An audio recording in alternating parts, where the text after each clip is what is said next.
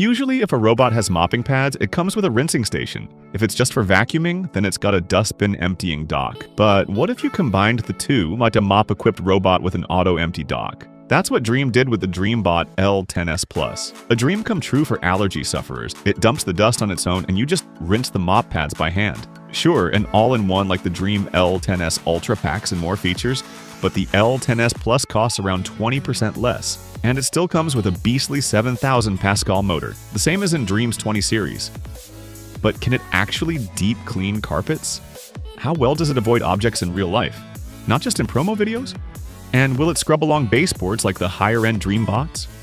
Let's test it on different surfaces and find out.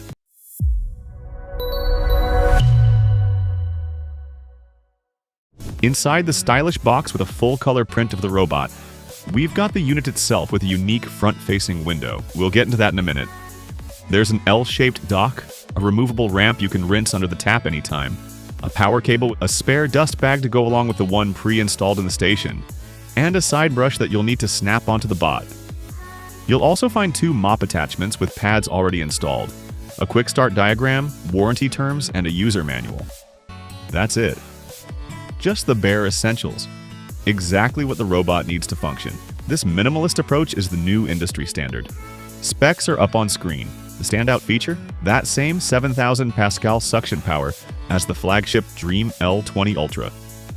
Can't wait to see how it handles the crevice test. Visually, the DreameBot L10s Plus looks a lot like the L10s Pro. Same round shape, LiDAR slightly shifted forward, both tanks tucked under the lid. The lid's glossy, but it's white, so smudges are barely noticeable. The big difference? The bin layout has been rebalanced. While the Pro model had a large dustbin and a tiny water tank, the Plus version flips that: smaller dustbin, larger water tank. The logic? Since the L10s Plus regularly empties itself at the dock, it doesn't need a huge onboard dustbin. And the larger water tank? That's actually a good thing. It means the robot can cover your whole home with a higher moisture setting. Plus, the extra weight helps press the mop pads more firmly against the floor, at least in theory. The dustbin uses dual filtration. A mesh pre-filter helps extend the life of the HEPA filter. It's rubberized too, so no worries about water damage. Flip open the rear panel and you'll see the internal waste chamber, though you probably won't be looking in there much since the station handles auto-dumping via this bottom valve. There's a second valve for air intake. As for navigation, the DreameBot L10s Plus uses LiDAR to detect and map out obstacles. And that mysterious front window? It looks like a camera lens, but Dreame says it's a 3D sensor.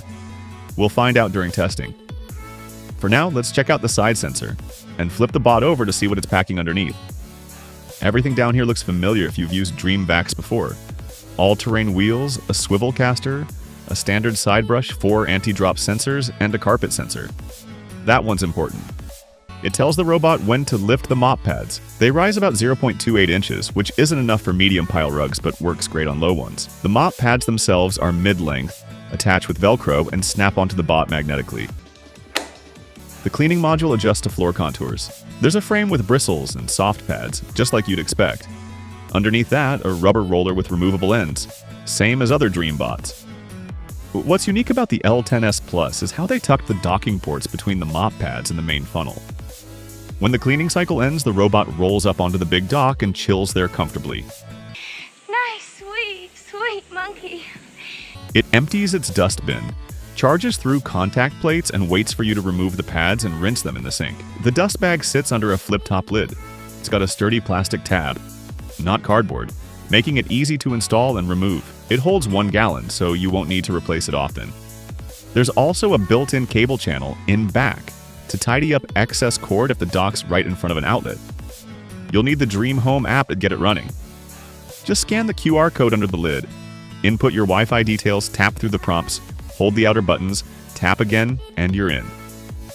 Whole process takes around 90 seconds. The app has been fully translated, but let's take a closer look at the key features. There's a new hide option in the map editor. If you've got a room that always stays closed off, you can just remove it from the map so it's not in your way, and bring it back later if needed. Beyond the usual settings for mopping intensity, suction, and cleaning passes, you can now also set the direction of the laminate seams in each room, so the bot cleans along the grain instead of across it. There's even a setting for high thresholds. basically turning your robot into a mini rock climber. They also added a quick clean option. If guests are on their way up and your place is a mess, the robot can zip from wall to wall and give you just enough polish to save face. For mopping, there are 2 extra cleaning patterns with tight zigzags. One of them even slows the robot down for a more thorough scrub. In terms of app features, the DreameBot L10s Plus has pretty much everything you could want. That said, since it's a brand new release, some functions are still a bit glitchy. For example, when you enable carpet detection, the robot does lift the mops, but it follows a weird cleaning path and misses a bunch of spots. Let's test just how smart this thing really is. As it rolled around the test room, I honestly felt like this wasn't built in China, but in Russia. Why? Because the DreameBot L10s Plus doesn't do half measures. It either spots an object early and gently goes around it, or just barrels straight over it. The handle with care list includes sneakers, socks, plant pots of any color, and anything that resembles a large, squishy surprise. It even avoided a coiled-up phone charger without touching it. Not bad. But the run it over list? That's a different story. Small surprises?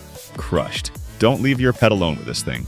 A bathroom scale? The bot seems to think it has to clean it. And cords? It absolutely hates them. Plows into them repeatedly like it holds a grudge. I had to use my foot to stop the madness. So yeah, the detection system works, but it has its quirks. Especially if you've got pets at home. Items don't show up as icons in the app, so that camera on the front? Definitely not a live cam. It's a 3D sensor, just like Dreame says in their promo. That also explains why it works just fine in low light. Fun fact, this is the only robot vacuum we've tested that actually dragged a charging cable onto the bathroom scale. As for general navigation, no complaints. First, it maps the room's perimeter, detects curtains via LiDAR, then cleans right along the baseboards with help from its side sensor. It only noticed the drying rack after bumping into it, and still tried to climb over. It wrestled with the left leg for a full minute, but after that it wised up and avoided the right leg. So no, it won't get stuck on a drying rack. Threshold handling is solid too. It climbed a 0.8-inch strip, even with mop pads on, and it had no problem recognizing black rugs correctly. It moved freely in all directions. Even curled up edges didn't count as obstacles. And it didn't fall off ledges either, so if you live in a multi-level home, you're good. It swept around the entire test box without missing any spots. When it approached table legs, it slowed down and gently maneuvered around them. You can disable the front sensor if you want, and then the L10s Plus behaves like a regular LiDAR-only bot. But unless you've got a really good reason, we wouldn't recommend disabling it. On max power, the lithium-ion ELF battery, as they call it, lasted 119 minutes. That's above average. In quiet mode, it easily ran for 2.5 hours, and maybe more. During that time, the DreameBot L10s Plus covered 1,065 square feet and picked up so much debris that the intake flap wouldn't even close. The dust was packed in tight. Super impressive. And noise levels? Just 54 decibels on minimum. On full blast, only 62 decibels. That's excellent. Most competing vacuums hit 70 plus decibels, and that's despite the insane 7,000 Pascal suction. Sure, that's a spec sheet number, but the crevice test proves this thing's no joke. The Dreame L10s Ultra, with its 5,300 Pascal motor, barely handled a 0.15-inch gap and totally failed at 0.25 inches. The L10s Plus did better. Even in quiet mode, it cleaned out the 0.08-inch gap pretty well. On max power, it completely cleared a 0.08-inch crevice, partially handled 0.16 inches, and even started on the 0.24-inch line. That's more than enough power for hard floors and thin rugs. Let's put that theory to the test. Most of the debris on hard flooring was gone after just one pass. It zigzagged back to catch the leftovers and finished with a solid 96% pickup rate. Perimeter cleaning was especially impressive. In corners, only a few tiny bits remained within about 1.2 inches. Along the sides, totally clean, just a couple flecks near the left edge. The rubber roller's not great with sand. Here suction and the side brush do all the work. At first glance, the bot handled it well, but there was still sand across the far edge of the test area. On carpet, the side brush lacks stiffness, so larger particles stick around near the edges.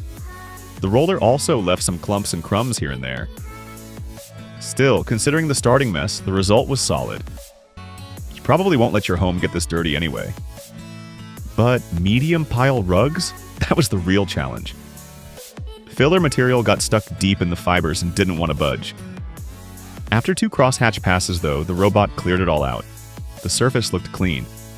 Just some microparticles remained underneath. Overall, the vacuum handled everything we threw at it.